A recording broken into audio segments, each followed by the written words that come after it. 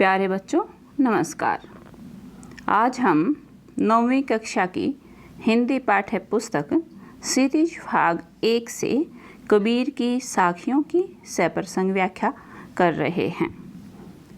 इन साखियों में कवि जी ईश्वर की निर्गुण व सच्ची भक्ति का वर्णन करते हैं।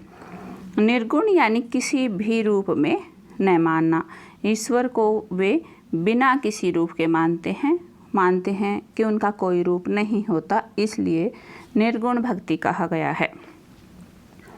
ईश्वर एक है, यही मानते हैं कबीर जी। साखी यानी साखियाँ कबीर की, जिसकी हम सप्रसंग व्याख्या कर रहे हैं। आपको पता होना चाहिए कि साखी का अर्थ क्या है। साखी का अर्थ आँखों से देखा हुआ होता है, आँखों देखा। साखी शब्द साक्षी का तद्भव रूप है, अर्थात कबीर की साखियों में लिखा गया ज्ञान आँखों देखा ज्ञान है। यानी भक्ति ज्ञान ध्यान में जो कबीर जी ने साक्षात्कार किया वह साखी है, आँखों देखा है। कवि परिचय। कवि जी यानी कबीर जी हिंदी साहित्य के भक्तिकालीन कवि थे। माना जाता है कि उनका जन्म सन 1398 में काशी में हुआ और उनकी मृत्यु 1518 में मगहर में हुई। यानी वे 120 वर्ष तक जिंदा रहे। लहरतारा तालाब के किनारे वे निसंतान जुलाहा दंपति को मिले। उन्होंने ही कबीर जी का पालन पोषण किया। इनकी पत्नी का नाम लोई था। कबीर जी की बेटी का नाम कमाली और बेटे का नाम कमाल था। कबीर जी की एक ही प्रमाणिक रचना है जिसका नाम है बीजक। बीजक के 3 भाग हैं, साखी, सबद और रामायणी। चौपाई की शैली में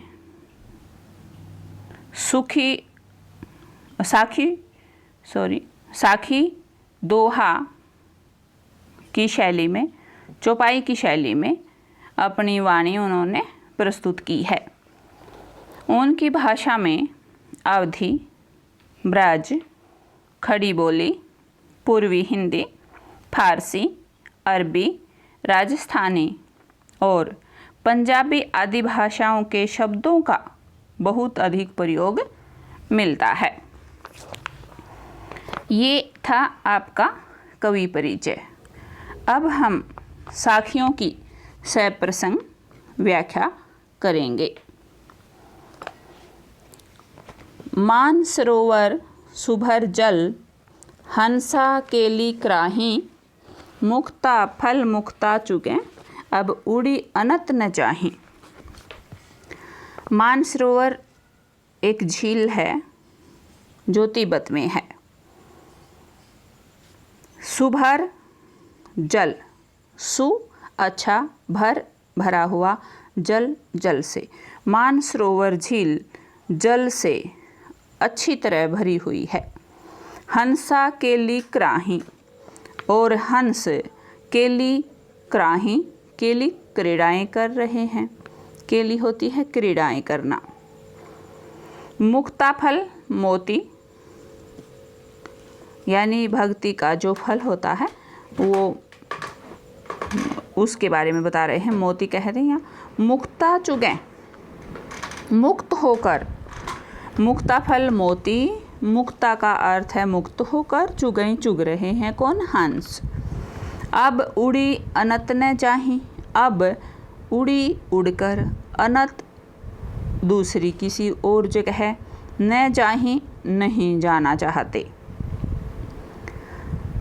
यहाँ कवि ने रूपक अलंकार का प्रयोग भी किया है। मानसरोवर को उन्होंने क्या माना है? हृदय, हृदय रूपी मानसरोवर। और जल को माना है उन्होंने भक्ति, भक्ति रूपी जल। हंस, आत्मा को माना है हंस रूपी आत्मा। अब इसकी हिंदी कैसे होगी? हृदय रूपी मानसरोवर में भक्ति रूपी जल सुभर, अच्छे से भरा हुआ है। अच्छे से भरा हुआ, सु का अर्थ होता है अच्छा, भर मैंने भरा हुआ। अच्छा यानी गुण, गुणों से, भक्ति के गुणों से। मानसरोवर, हृदय रूपी मानसरोवर भक्ति रूपी जल से अच्छे से भरा हुआ है, उसमें कोई भी विकार नहीं है। हंसा केली कराही, उसमें आत्मा रूपी हंस क्रीड़ाएं कर रहे हैं। मुक्ता फल मुक्ता चुगें, अब उड़ी अनत न जाहीं। अब जो हंस है वो क्रीड़ाएं कर रहे हैं क्योंकि उन्होंने भक्ति को पूर्ण रूप से पा लिया है, यानी उनको भक्ति का फल प्राप्त हो गया है और फल प्राप्त होने पर मुक्ति मिल जाती है। अब मुक्ता फल का अर्थ है मोती, मुक्ता मुक्त होकर, चुगे चुगे, मुक्त होकर अब हंस मोतियों को चुग रहे हैं, फल रूपी मोतियों को चुग रहे हैं, आनंद रूपी मोतियों को चुग रहे हैं। अब उड़ी अनत न जाहीं, अब उड़कर कहीं और नहीं जाना चाहते क्योंकि उन्होंने पूर्ण रूप से ज्ञान को प्राप्त कर लिया है और उसी के आनंद में डूबे हुए हैं। अब वो संतुष्ट हैं, कहीं और नहीं जाना चाहते, यानी उन्होंने अपने परम ज्ञान को प्राप्त कर लिया है, इधर उधर भटकने की ज़रूरत नहीं है। आगे देखें। प्रेमी ढूंढत मैं फिरूं, प्रेमी मिले न कोई, प्रेमी को प्रेमी मिले सब विष अमृत होई। कबीर जी कहते हैं कि मैं प्रेमी ढूंढत मैं फिरूं, मैं परमात्मा के प्रेमी को ढूंढता हुआ फिरता रहा, घूमता रहा, प्रेमी मिले न कोई। परमात्मा का प्रेमी, ईश्वर का प्रेमी कोई नहीं मिला, ईश्वर का सच्चा प्रेमी कोई नहीं मिला। प्रेमी को प्रेमी मिले, जब सच्चे प्रेमी को सच्चा प्रेमी मिल जाता है तो उन दोनों के मिलन से सब विष, सारा जो जहर है वो अमृत हो जाता है, यानी अमृत हो जाता है। विषय वासनाएं, सांसारिक विषय वासनाएं समाप्त हो जाती हैं और भक्ति रूपी जो आनंद है, भक्ति के बाद जो आनंद आता है वो आनंद आना शुरू हो जाता है, अमृत के समान आनंद आना शुरू हो जाता है। आगे देखें। हस्ती चढ़िए ज्ञान को सहज दुली चाडारी, स्वान रूप संसार है भूकन दे झकमारी। हस्ती चढ़िए ज्ञान की, हस्ती हाथी, हाथी चढ़िए, चढ़ जाइए हाथी के ऊपर, ज्ञान को, ज्ञान के हाथी के ऊपर। यहाँ ज्ञान का हाथी क्यों कहा? न घोड़ा कहा, न गधा कहा, न भैंसा कहा, लेकिन यहाँ हाथी क्यों कहा? हाथी बहुत ऊंचा और शक्तिशाली होता है। हाथी बहुत शक्तिशाली और ऊंचा होता है और ज्ञान भी इतना ही ऊंचा होता है और शक्तिशाली भी। ज्ञान की जो शक्ति होती है वो बहुत ऊंची होती है। और हस्ती चढ़िए ज्ञान की, कहते ज्ञान रूपी हाथी के ऊपर बैठ जाइए, सहज तुली चाडारी, और सहज स्वभाव का, सहज स्थिति का दुलीचा हाथी के ऊपर डाल लीजिए। क्या कहना चाहते हैं कवि यहाँ कि जिस प्रकार से हाथी के ऊपर दुलीचा डालकर बैठ जाते हैं, उसी प्रकार से ज्ञान को इतने ऊंचे उठाइए जितना हाथी होता है, यानी बहुत अधिक ज्ञान प्राप्त कीजिए पहले। तब सहज भाव आ जाता है, घमंड नहीं रहता है, किसी से द्वेष नहीं रहता है, तो सहजता का भाव उसमें आ जाता है। कवि कहना चाहते हैं कि हस्ती ज्ञान रूपी हाथी के ऊपर बैठ जाइए और सहज भाव का जो दूली चाहे उसके ऊपर डाल लीजिए। सवान रूप संसार है भूकंदे झकमारी। सवान कुत्ता, ये संसार कुत्ते के समान है। भूकंदे भौंकने दे, झक मारी और झक मारने दे। झक मारना वक्त बेकार करना, बेकार की बातें करते रहना, इधर उधर की बातें करते रहना। आगे देखिए। पखा पखी के कारण सब जग रहा भुलान। निरपख होई के हरि भजय सोई संत सुजान। पखा पखी पक्ष और विपक्ष, तेरा मेरी। के कारण पक्ष विपक्ष के कारण सब जग रहा भुलान। सब जग रहा भुलान, ये सब जग सारा संसार रहा भुलान, भुलान कर रहा है, भूल कर रहा है। ये जो सारा संसार है वो पक्ष विपक्ष के कारण बड़ी भूल कर रहा है, भगवान को भूलने की भूल कर रहा है। निरपक्ष होई के हरि भजय, निरपक्ष होई के होकर हरि भगवान को भजई, भजन लेना चाहिए, भजन करना चाहिए, भक्ति करनी चाहिए। सोई संत सुजान, सोई वही संत भी है, सुजान चतुर और ज्ञानी व्यक्ति भी है। पक्ष विपक्ष के कारण यह संसार सब कुछ भुला रहा है, भगवान की भक्ति को भूल रहा है।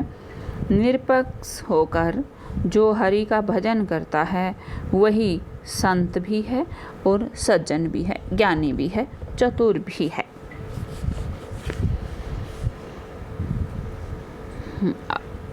इसका भाव यह है कि यह संसार तो झूठा है और इसे यहीं रह जाना है। इस संसार को छोड़ने के बाद मनुष्य के साथ यह नहीं जाएगा, बल्कि उसकी भक्ति और सद्कर्म जाएंगे। इसलिए उसे ईश्वर के नाम की ओर ध्यान कर लेना चाहिए, भक्ति कर लेनी चाहिए। आगे देखिए। हिंदू मुआ राम कही, मुसलमान खुदाई। कहे कबीर सो जीवता, जो दुहों के निकट न जाई।